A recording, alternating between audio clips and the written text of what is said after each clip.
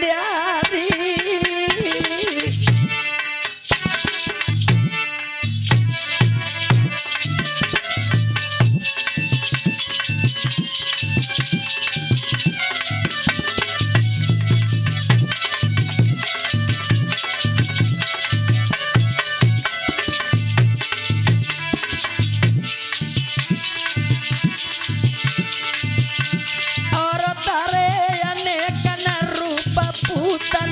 मधुबन मेरे मारी अरे तारे अरे कला रूप पूतना मधुबन में मारी जाने तारे अरे कला रूप पूतना मधुबन में मारी अरे तारे दई अहिल्या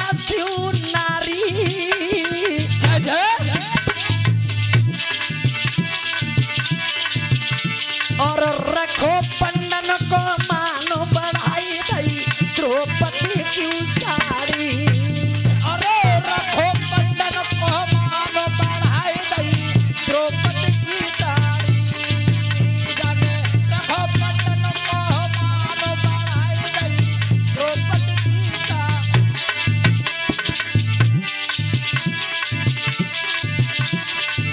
अरे भक्त के कृष्ण सखा सच्चे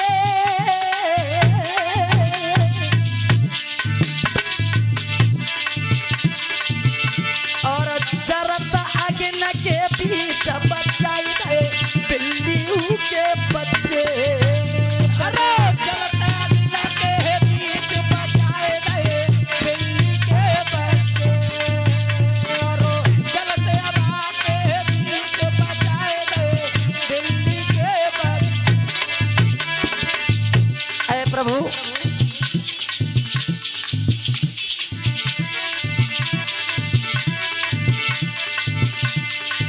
अरे तारे तई रंडी और मुंडी और सिर साकड़ के बीच बरसाई तई नरसी क्यों रे हुंडी अरे चरता गड़ के बीच बरसाए गई नरसी की रे होनी और चरता गड़ के बीच बरसाए गई नरसी की रे होनी उड़ेगा तोता पागलों से अरे जब कोई बात करियो रे गुमानो आई उड़ेगा तोता पागलों से रे जाबे कोई बात करियो रे गुमान ओरे गो तोता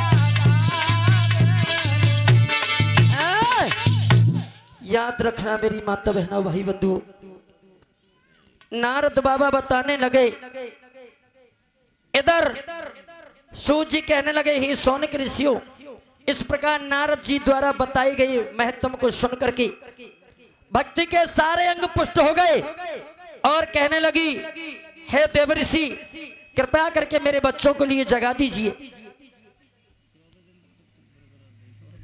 नारद जी के लिए बड़ी दया आ गई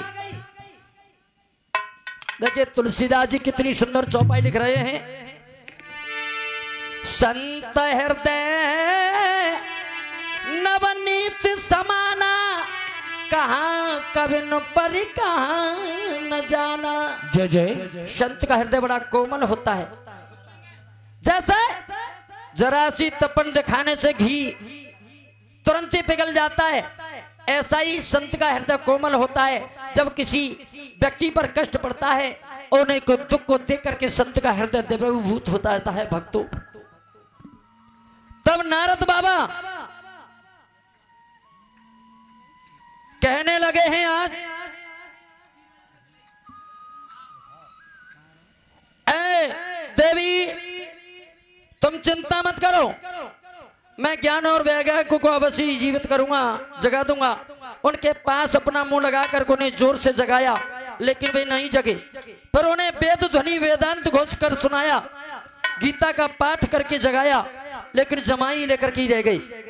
तब नारद जी को बड़ी चिंता हुई।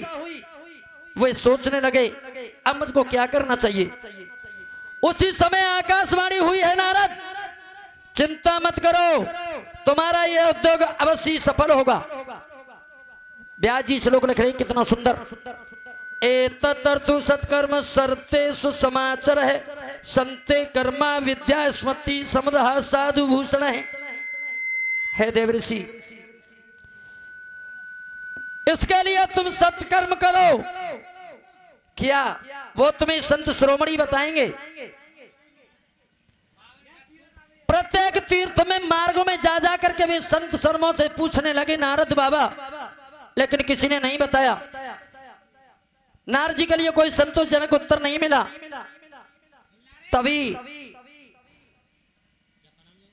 शौनकादिक ऋषि ने कहा, देवऋषि आप चिंता न करो, मन में प्रसन्न हो, इनके द्वारा एक सरल उपाय पहले से ही विद्यमान है। नारद जी आप धन्य हैं, आप विरक्तों के श्रोमणी तथा सदा श्री कृष्ण के दासों में अग्रणी हैं एवं भक्ति योग के भास्कर हैं। जो साधन आकाशवाणी ने बताया वो मैं तुम्हें बता रहा हूं, तुम्हें करना होगा। क्या तुम सुखदेव जी का सुनाया हुआ कथानल इनके लिए श्रवण कराओ, तो इन्हीं अवश्य ही मुक्ति।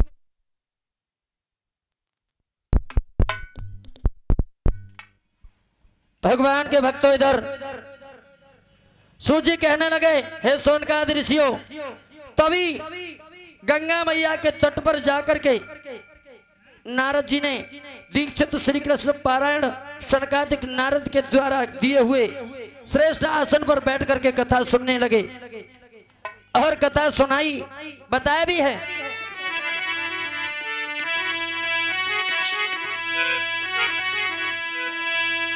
अरे है महिमा अजब महान, अरे महान या श्रीमद् भागवत पुराण की महिमा अजब महान, हो महान या श्रीमद् भागवत पुराण।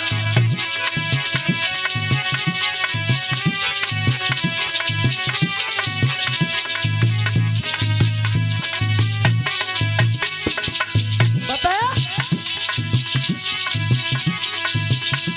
अरे कथा सुने जो ध्यान लगा कर, कथा सुने जो ध्यान लगा कर, और खुश होते ही प्रभु गुण गा कर, खुश होते हैं प्रभु गुण गाकर। अब मिले उन्हें भगवान, भगवान या श्रीमद् भागवत पुराण की। है महिमा जब महान, हो महान या श्रीमद् भागवत पुराण की है।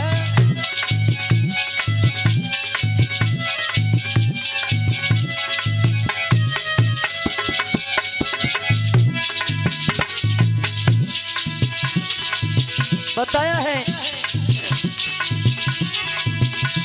ये कथा पाप पूछनी है, ये कथा पाप पूछनी है, पहुंचाए दे स्वर्ग न सेनी है। रे पहुंचाए दे स्वर्ग न तेरी है। अरे जो कृष्ण कहे धरि ध्यान, अरे ध्यान जगत श्रीमद् भागवत पुराण की।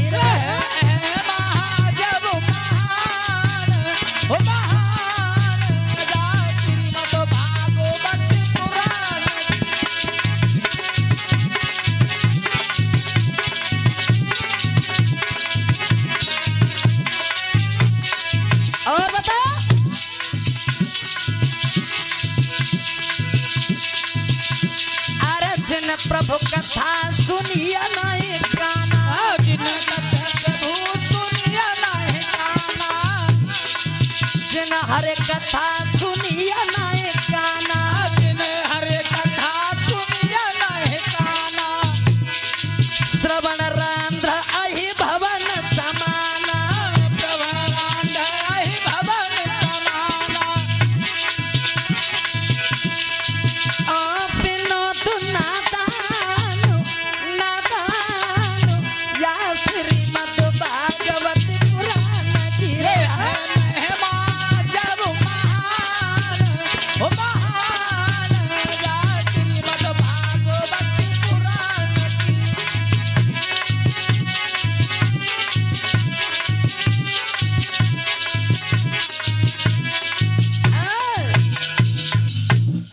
याद रखना दोस्तों,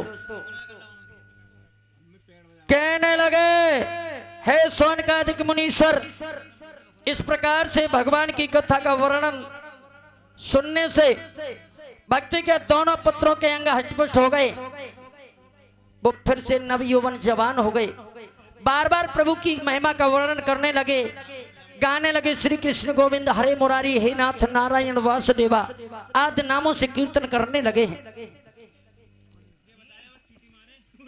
कहने लगे हो सोनकादिक ऋषियों, अब इसी बीच में तुम्हें एक प्राचीन इतिहास श्रवण कराना चाहता हूं, तुम ध्यान दे करके सुनना, जिसे सुनने से सभी रोग नष्ट हो जाते हैं। हमारी 21 रुपए मुकेश भैया टेंट वालों की तरफ से आए हैं, हार्दिक अभिनंदन, मेरे ठाकुर जी इनका कल्याण करें।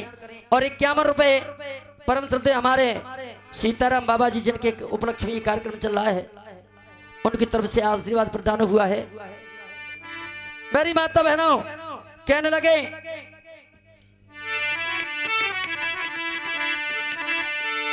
अरे तुंगभद्रा नदिया पे अरे मेरे भैया,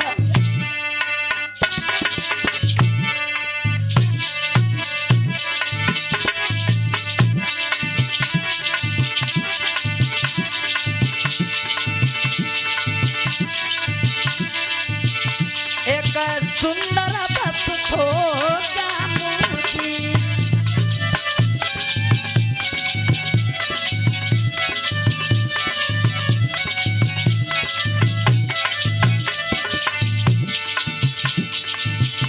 एक ब्राह्मण वहाँ पे रहता है अरे मेरे भैया,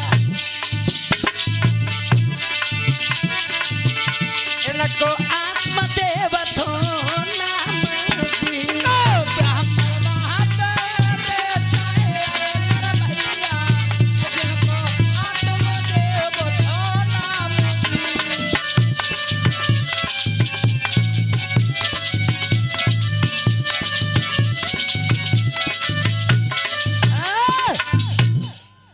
तुंगभद्रा नदी के तट पर